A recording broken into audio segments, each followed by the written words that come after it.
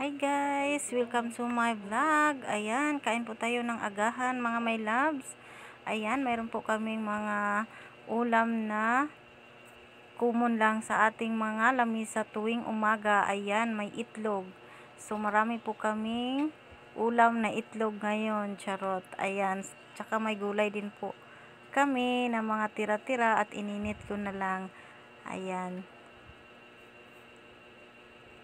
So, mayroon din pala akong itlog na maalat na nilagyan ko ng suka lang kasi wala kaming kamatis. Ayan.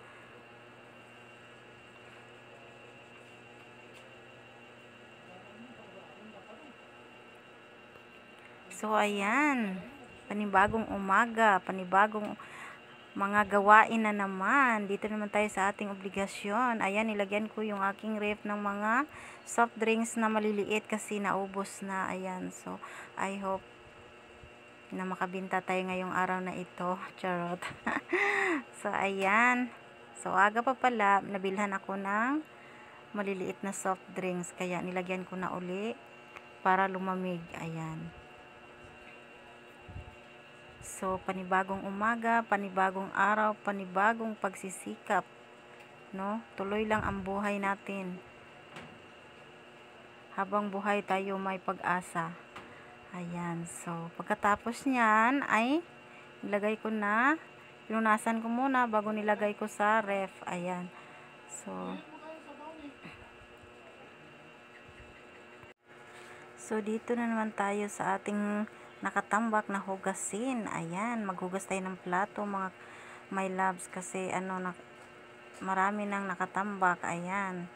So, pagkatapos niyan, kahapon pala ng tanghali ay nag-module po ako mga my loves. Ayan. So, module muna tayo dahil natambakan na tayo ng module.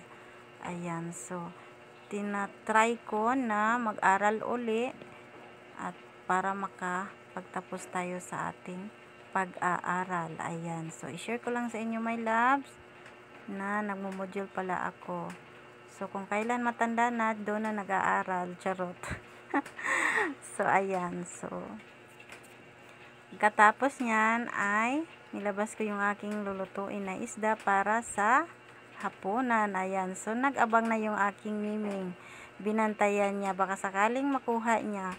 Kaya lang, hindi naman niya kayang kunin dahil malamig at matigas. Ayun. So, binantayan niya na lang hanggang sa lumambot. Ayan. Tapos niyan ay nag-ripak po ako ng mantika kasi ubos na yung aking mantika at niripak ko konti lang naman. Pero, nag-ripak na ako habang sunod-sunod na yung aking mga gawain sa bahay. So, ayan mga my loves, ang aking ganap kahapon ng tanghali. So, ngayon ko lang na-upload mga my loves. So, ang binabalot ko pala ay tag 10 at tag 5. Ayan. So, yan lang po ang makaya dito sa amin na ma-afford araw-araw. Ayan. So, share ko lang sa inyo mga my loves ang aking ganap at pagsisikap araw-araw. Ayan. So, tapos na ang aking pagripak. Ayan. So, pumunta pala kami ng bayan at nakarating na po kami dito sa aming bahay. At nagluto na ako ng gulay na aming hapunan. Ayan na po. Nakahain na po sa lamisa ang aming pagkain sa hapunan. Ayan. So, tumatawa pa yung aking anak kasi ayaw niya sanang videohan. Kaya lang, so, ayan. So, kain po tayo. Tapos na at pagkatapos before matulog ay nagripak po ako ng asukal. Ayan, walang katapusang trabaho hanggang sa matulog na lang. Ayan. So, hindi pa po yan tapos mga my loves. At magripak na naman ako ng bigas. Ayan. So, walang katapusang trabaho pero hindi naman araw-araw. So, ayan, magripak po tayo ng bigas, 2 kilo, 1 kilo, para mayroon tayong ibibinta. Ayan.